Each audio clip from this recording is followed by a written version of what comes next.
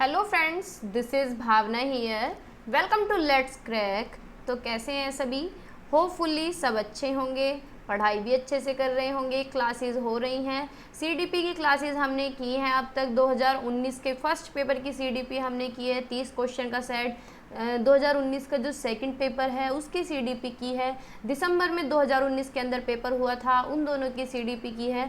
आज हम करने वाले हैं इंग्लिश पेडागोजी, क्योंकि इंग्लिश पेडागोजी भी पिछले 4 दिन से हुई नहीं है, तो ये सब्जेक्ट भी साथ के साथ चलता रहना चाहिए। तो इंग्लिश पेडागोजी की थ्योरी तो हम ऑलमोस्ट कर ही चुके हैं, 1-2 क्लास और होनी है, बाकी सारा कंटेंट हम कर चुके हैं। तो स्टार्ट करते हैं। इंग्लिश पेडागोजी में 15 क्वेश्चन पूछे जाते हैं पेडागोजी के। 15 क्वेश्चन पूछे जाते हैं पेडागोजी के। 15 नंबर में आता है कंटेंट। ठीक है, तो हम पेडागोजी के क्वेश्चन करने वाले हैं। तो ये तो उसकी पोएम के क्वेश्चंस हैं, देख लीजिए आप। पैसेज जो है उसके क्वेश्चन हैं। तो यहाँ से क्वेश्चन स्टार्ट होते हैं 106 से। यहाँ से पेडागोजी का क्वेश्चन स्टार्ट होता है। तो आंसर दे सकते हैं तो दे दीजिए, नहीं तो कोई बात नहीं, देख सकते हैं बस। क्वेश्चन नंबर फर्स्ट हमारे according, in the multilingual classroom learners can interact. यानी मल्टीलिंगुअल क्लासरूम कौन सी होती है? बहुभाषिता, जिसमें ज़्यादा भाषा वाले बच्चे रहते हैं, अलग अलग प्रांतों से बच्चे आते हैं, अलग अलग एरिया से बच्चे आते हैं, तो उनकी भाषा भी अलग हो सकती है ना। तो बहुत सारी भाषा वाले यानी कई सारी भाषा वाले बच्चे जब क्लास में होते हैं तो वो कैसे इंटरेक्ट करते हैं in the medium of instruction followed by the school. यानी उन्हें अंतःक्रिया करनी चाहिए सिर्फ स्कूल जो इंस्ट्रक्शन देता है उसी के बेस पे। तो भाई ऐसा तो नहीं होता। हर एक पॉलिसी कहती है, चाहे एनईपी हो चाहे एनसीएफ हो, कहती है कि हर बच्चे को क्या है, स्टार्टिंग में मदर टंग में पढ़ाना चाहिए। और अगर क्लास में मल्टीलिंगुअल है, ज़्यादातर लैंग्वेज हैं, तो उन्हें पोषित करना चाहिए, उन्हें प्रमोट करना चाहिए और बच्चों को अपनी भाषा यूज़ करने देना चाहिए, है ना।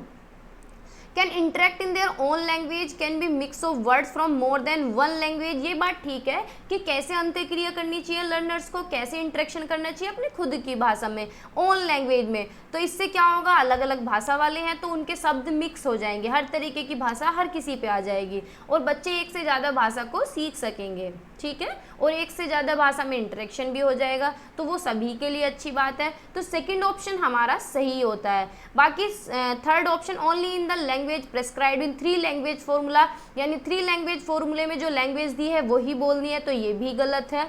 In the language with which the teacher is familiar, यानी जो भाषा टीचर जानता है वही क्लास के अंदर बुलवाएं, तो ऐसा भी नहीं है। हमें क्या है, बच्चे पे फोकस करना होता है, बच्चे की स्टार्टिंग, बच्चे पे अगर मदर टंग में उसे बोलना अच्छा लगता है तो मदर टंग ही यूज़ करने देना चाहिए।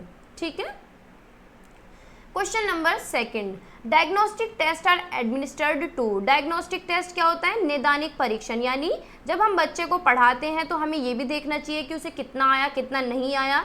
तो हम ये कैसे देखते हैं कि उसे कितना समझ आ रहा है कितना समझ नहीं आ रहा? तो इस टेस्ट के द्वारा हम देखते हैं, बच्चे का डायग्नोज करते हैं, निदान करते हैं कि कितने उसके गैप्स हैं, क्या उसे समझ आया क्या उसे समझ नहीं आया। जब हम डायग्नोज कर देते हैं तो उसके बाद हम बच्चे को रिमेडी देते हैं।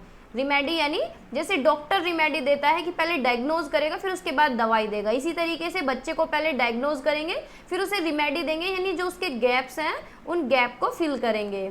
ठीक है, यानी दोबारा पढ़ाएंगे जो भी टॉपिक उसे नहीं समझ आया। तो ऑप्शंस पढ़ते हैं। Find out deficiencies of the student with a view to planning remedies. यही ऑप्शन हमारा सही है कि बच्चे की डेफिशिएंसी को देखेंगे, खोजेंगे और फिर प्लानिंग करेंगे कि इसे रेमेडी देनी है। ठीक है, तो यही ऑप्शन हमारा करेक्ट है। बाकी और भी देख लेते हैं कि assess the suitability of candidate for a specific programme. बच्चे का आकलन करेंगे किसी स्पेसिफिक प्रोग्राम के लिए जो उसके लिए सूटेबल हो। बच्चे की लैंग्वेज प्रोफिशिएंसी को टेस्ट करेंगे जिससे कि उसे जॉब दे सकें, या बच्चे की योग्यता को जज करेंगे। तो ये तो सारे ही गलत ऑप्शन है ना।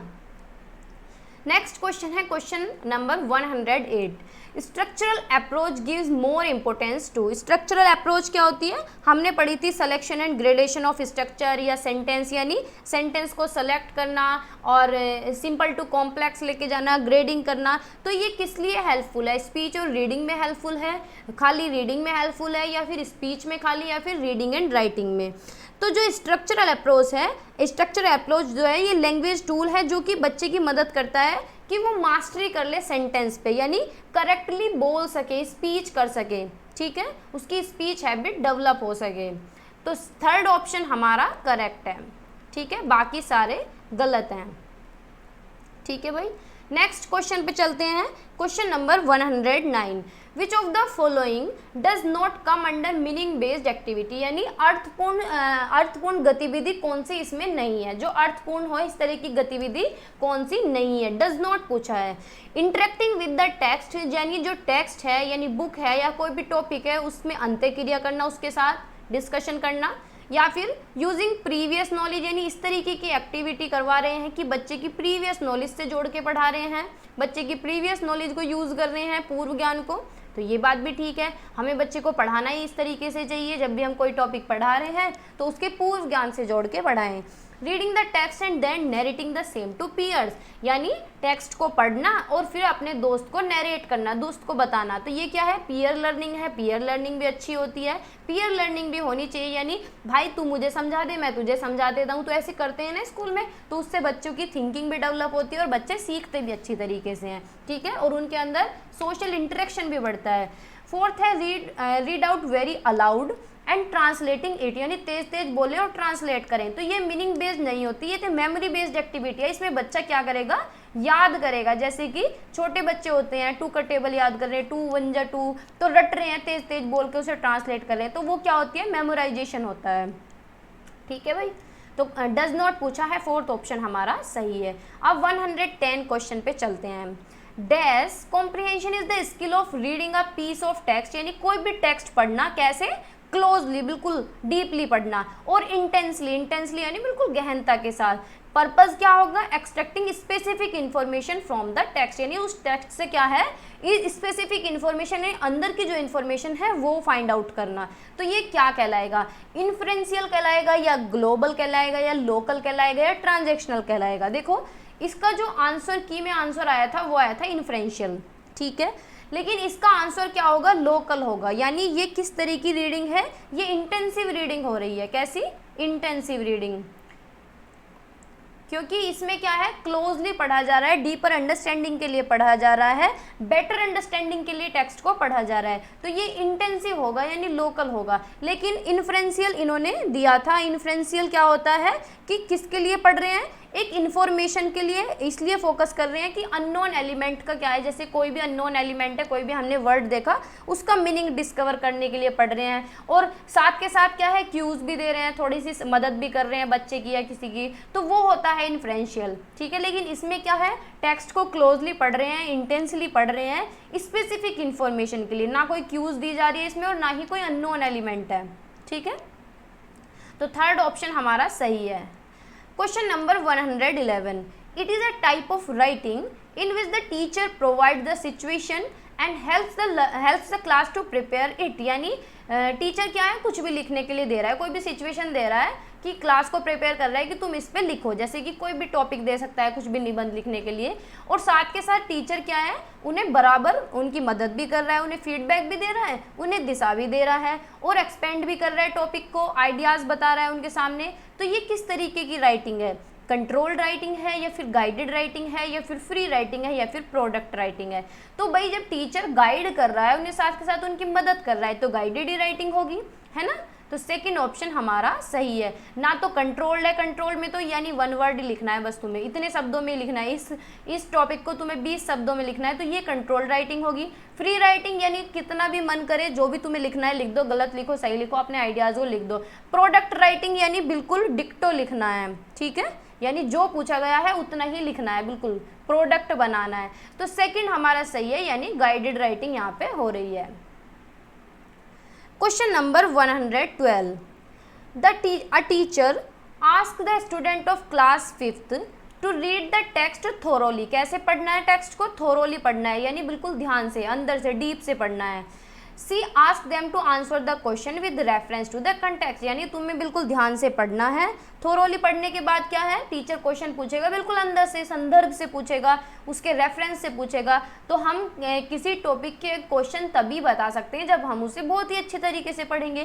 तो इस प्रोसेस में टीचर किसके लिए एनकरेज कर रहा है, स्कीमिंग के लिए, स्कैनिंग के लिए, इंटेंसिव रीडिंग के लिए या फिर एक्सटेंसिव रीडिंग के लिए।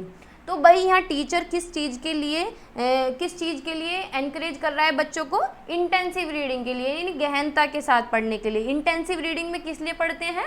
डीपर अंडरस्टैंडिंग के लिए।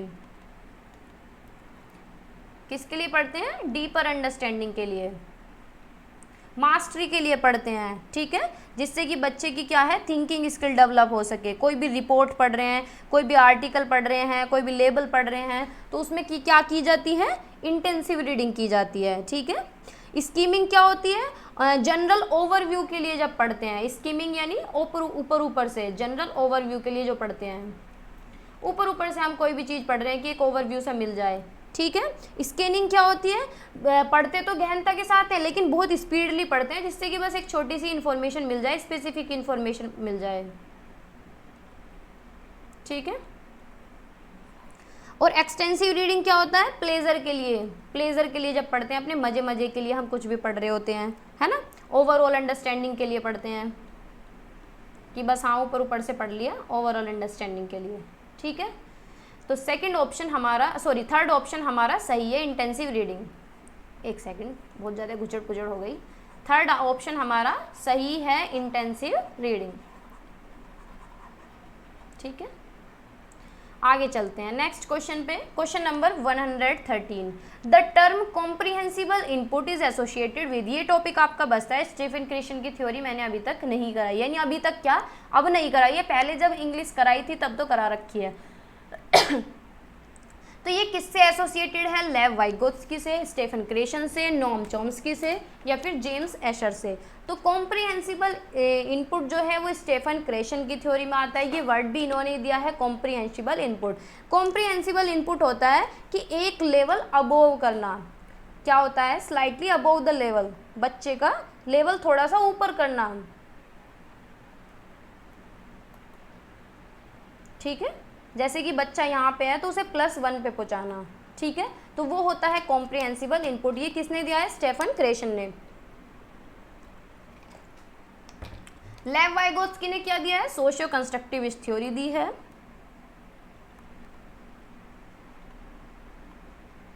ठीक है। नोम चॉम्स्की ने क्या दिया है? एलईडी दिया है, लैंग्वेज एक्विजिशन डिवाइस दी है।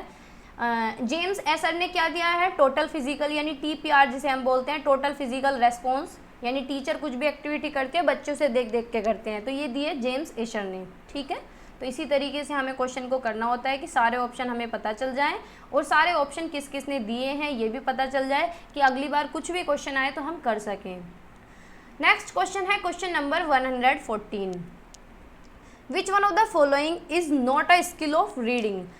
रीडिंग की कौन सी स्किल नहीं है? तो भाई जो रीडिंग की स्किल है, कनेक्टिंग भी है, यानी हम कुछ भी पढ़ते हैं तो कनेक्ट भी करते हैं, प्रिडिक्ट भी करते हैं यानी अनुमान भी लगाते हैं, सिंथेसाइज भी करते हैं कि जितना हमने पढ़ा है उस सारे को कंक्लूड कर लेना, जोड़ लेना, उसके समराइज कर लेना, ठीक है। लेकिन ट्रांसक्रिप्ट नहीं करते, तो ट्रांसक्रिप्ट इसकी सब स्किल नहीं है, ठीक है। ट्रांसक्रिप्ट तो यानी पहले से ही कोई लाइन सेट है वो ट्रांसक्रिप्ट होता है, ठीक है। आगे चलें। नेक्स्ट क्वेश्चन है question number 115, which one of the following is least important in enhancing speaking skill of children, यानी सबसे कम इम्पोर्टेंट कौन सा है जो बच्चे की बोलने के कौशल को बढ़ाएगा। तो सबसे कम इम्पोर्टेंट पूछा है least. Listening patiently to children's talk, यानी बच्चे जब बोल रहे होते हैं तो उन्हें ध्यान से सुने, पेशेंट के साथ सुने, यानी धैर्य के साथ सुने, तो ये तो सही बात है।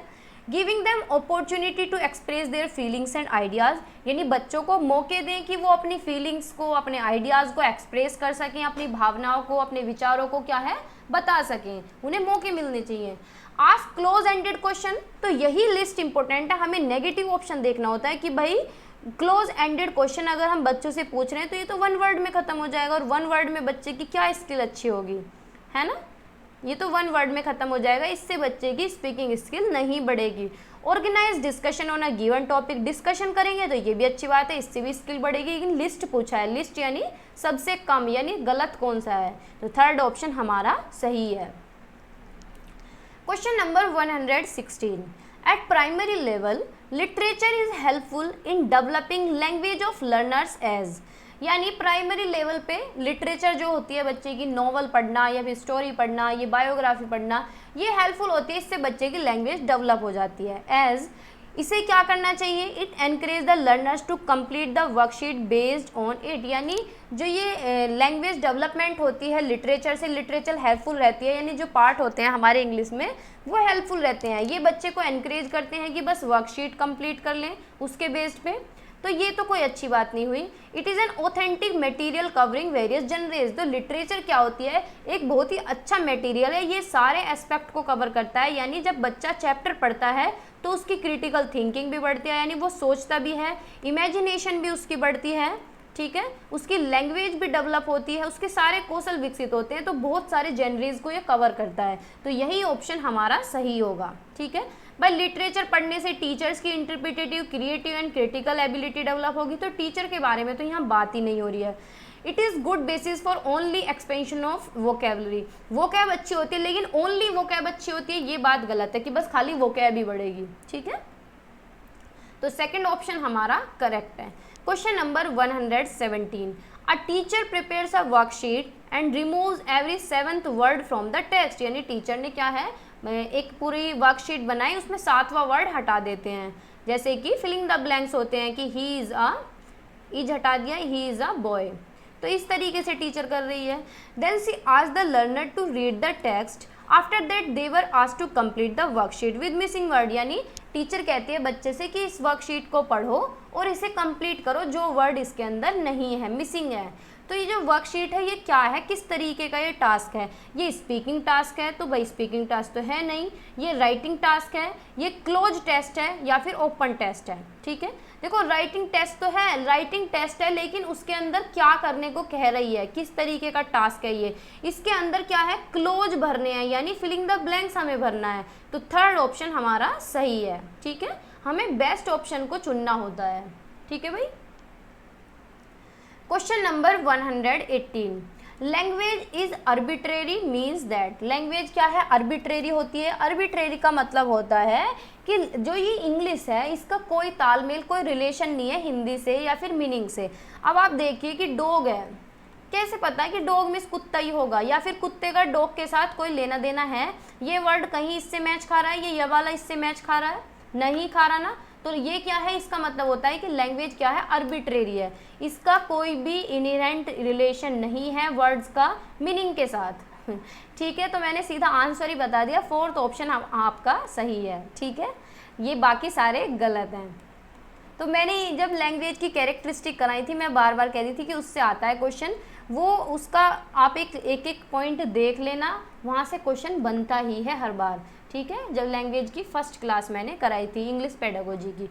आगे चलते हैं, question number 119, the teacher observe that Praveen could not write a paragraph on her own even after brainstorming the topic, यानी प्रवीण खुद से एक पैराग्राफ नहीं लिख पा रहा, उसने खूब आइडियाज़ भी लगा लिए अपने, खूब ब्रेनस्टॉर्मिंग क्या होता है, नए नए आइडियाज़ भी पुट करके देख लिए, लेकिन उससे नहीं लिखा जा रहा, ठीक है।